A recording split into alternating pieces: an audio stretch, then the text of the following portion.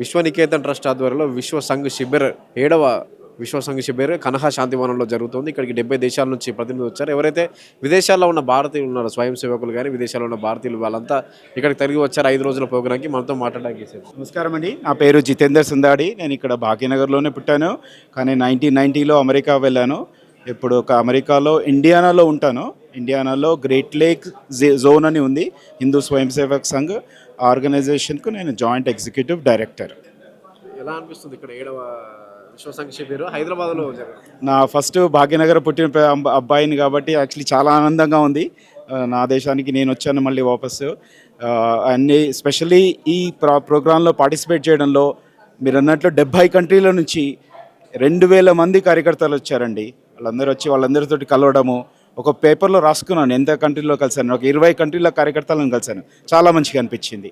ప్రతి దేశంలో వాళ్ళు మన హిందూ సాంప్రదాయం గురించి చెప్తున్నారు, పిల్లలకు నేర్పిస్తున్నారు, భాష నేర్పిస్తున్నారు, సాంప్రదాయం గురించి నేర్పిస్తున్నారు.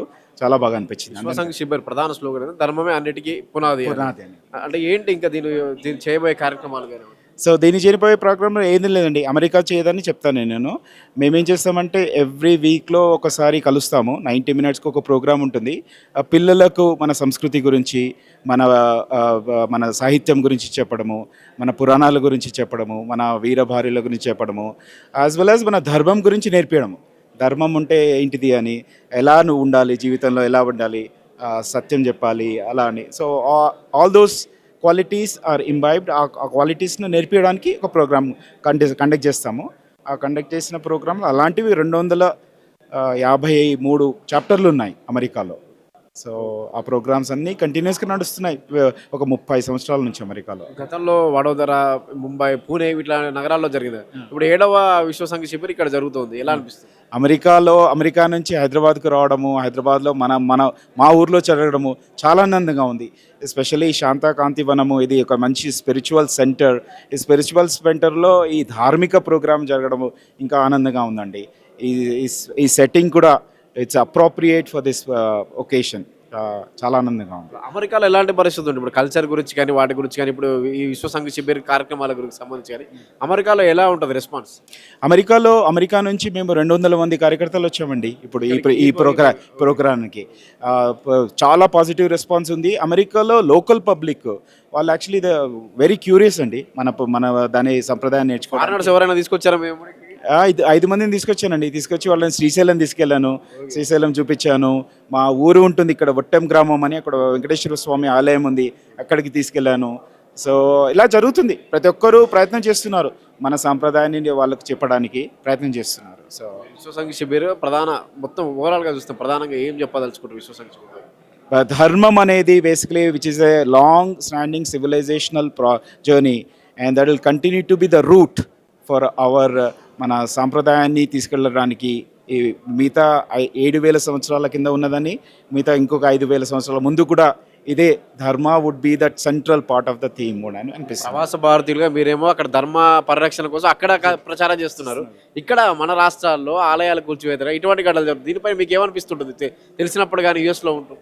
అప్పుడప్పుడు కొంచెం బాధ అనిపిస్తుందండి. మన ఆలయాలు ఇలా బేసికలీ కూర్చోబెత్తలు కానీ బాధ అనిపిస్తుంది. కానీ కొంచెము I have a strong positive attitude towards life. I think with the current government and with the current Hindu జాగృతి వల్ల ఐ థింక్ మన ఆలయాలన్నీ బాగా పరిపూర్తాలు అవుతాయని మంచిగా హోప్ ఉంది, ఆశ ఉంది. చూస్తున్నాను నేను యాక్చువల్లీ కొన్ని మందిర్స్, ఇక్కడ వెంకటేశ్వర స్వామి మందిర్ వెళ్ళాను అని చెప్పాను కదా, అది కూడా చాలా బాగుంది. వట్టంలో మన యాదాద్రి టెంపుల్ చాలా బాగా చేశారు. సో నడుస్తుందండి, బాగా నడుస్తుంది. Namaste. My name is Vinya. I'm from the United States, involved with HSS USA there. What is Vishwa Sangh Shibir? Oh, yeah. So Vishwa Sangha Shibir, this last few days, we've had Swayam Sevaks and Sevikas from around 80 countries across the world who've all flown to this Kanha ashram to meet with each other. We had various sessions throughout the day, learning from a lot of our local karyakartas, a lot of our pracharaks, getting inspiration for our work that we do back home. And getting inspiration from each other to learn about the different Sangha work in each of the different countries. What is USA Vishwa Sangh Shibir program? So what about you? What we do in USA? USA. Yeah, I think the work is pretty similar. Our core work is shakha that we run once a week. So we have 267 shakhas across the United States.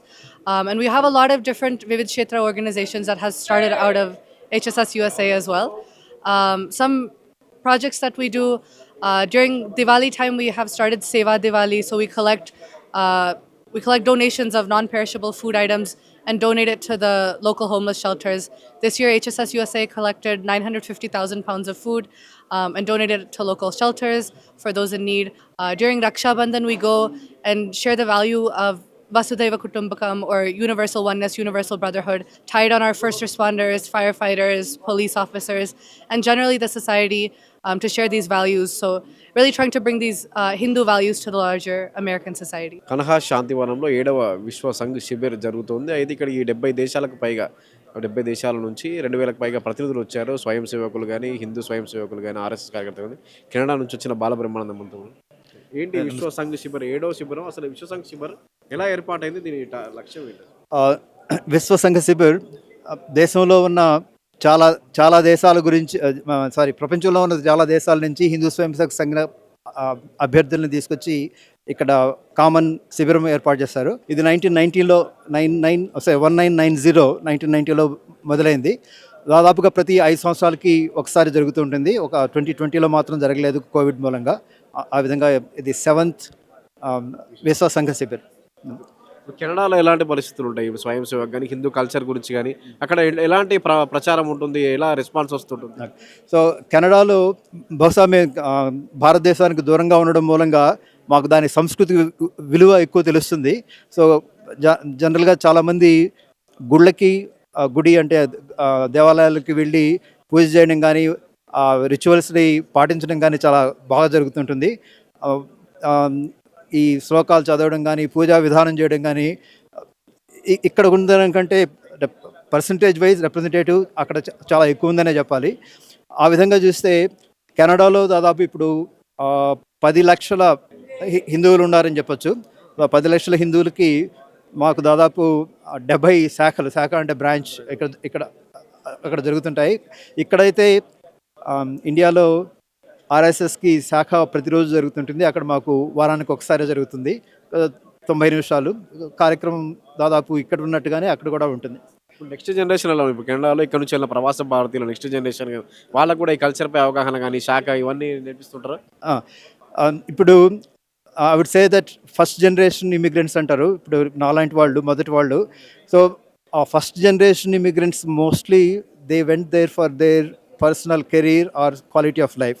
For example నేను బహుశా exception కావచ్చు, కానీ నాతో పాటు ఉన్న మిగతా స్నేహితులు కానీ వాళ్ళందరూ we all went there for our personal life. కానీ ఇప్పుడు వచ్చే ఇమిగ్రెంట్స్కి సాంస్కృతిక అవగాహన ఎక్కువ ఉంది మాకంటే కూడా. సో అది ఒకటి. రెండోది, ఇప్పుడు మా జనరేషన్ వాళ్ళకి ఉన్న మాది ఫస్ట్ జనరేషన్ కంటే మా పిల్లలు సెకండ్ జనరేషన్ వాళ్ళకి there is a little bit of confusion there because identity crisis there. Okay, we are Hindus, but we are Indians, but we may or may not follow the complete cultural activities, etc. కానీ third generation వచ్చేప్పటికి వాళ్ళు మరలా they got a better identity. So Hindu ఐడెంటిటీని నిలదొక్కని, okay మేము we are Hindus, these are the rituals that we will follow, this is the వేష భాష, ఈ విధంగా చేస్తాం అనేది పెరుగుతుంది. అంటే ఒకసారి మొదటి వెళ్ళిన బ్యాచ్కి ఆ సాంస్కృతిక బ్యాక్గ్రౌండ్ అంత గట్టిగా లేకపోవడం మూలంగా కొద్దిగా కిందకి దిగింది. తర్వాత ఇప్పుడు పుంజుకుంటుందనే చెప్పాలి. కెనడాలో ఫారినర్స్ ఎలా అంటే ఫాలో అయ్యే వాళ్ళు ఉన్నారా? భగవద్గీత, మహాభారతం ఇప్పుడు శాఖ నుంచి ఎంతమంది ఫారినర్స్ ఫాలో? అది శాఖ కంటే కూడా భగవద్గీత, యోగా దీనికి ఫాలోయింగ్ చాలా ఎక్కువ ఉంది. సో జోక్ ఏమిటంటే అక్కడ యోగా, మీకు టిమ్ హార్టన్స్ అని పేరు ఉండకపోవచ్చు. అక్కడ Tim Hortons is a very popular shop there. Tim Hortons కంటే కూడా యోగా స్కూల్స్ ఎక్కువ ఉన్నాయని చెప్పి కామెంట్ చేస్తారు. అంటే yoga has become very very popular. ఈ మధ్య ఇప్పుడు ధ్యాన యోగం అంటే ఇంటర్నేషనల్ డే ఆఫ్ మెడిటేషన్ మొదలైంది December 21st. సో అది లాస్ట్ ఇయర్ డిక్లేర్ చేశారు. అక్కడ కూడా ఇప్పుడు చాలా దగ్గరలో ధ్యాన మెడిటేషన్ స్కూల్స్ మొదలయ్యాయి. అంటే బియాండ్ హెచ్ఎస్ఎస్ అనమాట ఇవి. ఇంకొకటి మీరు ఏమన్నారు, గీత అన్నారు కదా.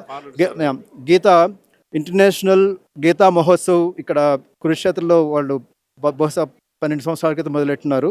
అక్కడ కూడా కెనడాలో కూడా జరుగుతుంటుంది. ఈవెన్ పార్లమెంట్ హిల్ మీద ఒకసారి ఒక 4 సంవత్సరాల క్రితం పెద్ద ఎత్తున గీతా మహోత్సవం జరిగింది. అందరూ చాలామంది మీరు ఇతర దేశాల్లో ఉంటూ ప్రవాస భారతీయులు హిందూ ధర్మ రక్షణ కోసం అక్కడ ప్రచారం చేస్తారు. కానీ మన తెలుగు రాష్ట్రాల్లో ఆలయాల కూల్చివేతలు కానీ విగ్రహాల ధ్వంసం కానీ జరుగుతున్నప్పుడు అక్కడ నుంచి ఇవన్నీ వింటే మీకు అది అంటే దేవాలయాల ధ్వంసం అనేది అక్కడ ఉంది, ఇక్కడ ఉంది. ఒక రకంగా though we feel sad, we understand that is the nature of the beast. So ఇప్పుడు జరిగే రెగ్యులర్ దీంట్లో అది ఒక రకంగా it's not a surprise for us, because హిందువులు ఎట్లా మేల్కొంటున్నారో ఆ హిందూ వ్యతిరేక శక్తులు కూడా కొద్దిగా గట్టిగానే ఉన్నారు. అందుకని it's not a surprise for me. మీతో పాటు ఎంతమంది తీసుకొచ్చారు, ఫారినర్స్ తీసుకొచ్చారు? ఇక్కడికి foreigners, this is only for the Hindu Sangh. Foreigners అంటే people who don't have the who are not born as Hindus. అక్కడ శాఖకి వచ్చేవాళ్ళు కొంతమంది ఉన్నారు, కానీ వాళ్ళు ఇక్కడికి రావడానికి ప్రత్యేకంగా 6 రోజులు ఇక్కడ ఉంటూ ముందు ఒక 2 రోజులు ముందు ప్రయాణం, 2 రోజులు తర్వాత ప్రయాణం. It's also expensive. We need to bear all our expenses ourselves. No one would pay us. So that is the greatness of the Hindu Swayam Sevak Sangh. Swayam Sevak is self inspired volunteer అని చెప్పవచ్చు. సో అన్ని ఖర్చులు మేమే పెట్టుకొని మేము వచ్చాము. అట్లాంటి వాళ్ళు ఇంకా బయట నుంచి రావడానికి దే ఆర్ దేర్. బట్ 7వ విశ్వ సంఘ శిబిర్ సమావేశం ఎలాంటి నిర్ణయాలు తీసుకుంది, ఇంకా ఎలాంటి ప్రచారం కానీ వీటికి ఎలాంటి నిర్ణయాలు ఉండవు? ద హిందూ సంఘటనలో భాగంగా చాలా ఆర్గనైజేషన్స్ పనిచేస్తున్నాయి హిందూ స్వయం సేవక్ సంఘ్ లాగా. ఇప్పుడు మాకు కెనడాలో అయితే దాదాపు 4-5 రకాల ఇండియన్ ఆర్గనైజేషన్స్ చెప్పచ్చు. ఉదాహరణకి కొన్ని అన్ని గుడి అంటే టెంపుల్స్, ఇవన్నీ they are purely looking after the our ఉపాసనా పద్ధతి. దానికి రెండోది బేస్డ్ ఆన్ ది నేమ్. ఉదాహరణకు సాయి సెంటర్, లేకపోతే చిన్మయ మిషన్. ఈ విధంగా ఒక గురువు మీద ఆధారపడి చాలా ఆర్గనైజేషన్స్ జరుగుతున్నాయి. దట్స్ ఒకటి. ద హిందూ స్వయం సేవక సంఘ్ లాంటి వాళ్ళు అందరినీ హిందూ సంఘటన చేయడానికి కొన్ని ఆర్గనైజేషన్స్ పనిచేస్తున్నాయి. విశ్వ హిందూ పరిషత్ ఒకటి. అదేవిధంగా లోకల్ యాక్టివిటీస్లో పార్టిసిపేట్ చేసేవి సేవా భారతి లాగా అక్కడ సేవా ఇంటర్నేషనల్ ఉంది, సేవా కెనడా అంటారు. సో ఈ విధంగా కొన్ని ఆర్గనైజేషన్స్, ఇండియన్ ఆర్గనైజేషన్ కల్చరల్గా కనెక్ట్ అయినా కానీ they are treated as social activities. So కొన్ని డైరెక్ట్గా హిందూ ఆర్గనైజేషన్స్ అని చెప్పి దానికి హిందూ ఫిలాసఫీని కానీ హిందూ హెరిటేజ్ని కానీ ప్రమోట్ చేయడం, ప్రొటెక్ట్ చేయడం, ప్రిజర్వ్ చేయడం, ప్రాక్టీస్ చేయడం అంతా చేస్తుంటారు.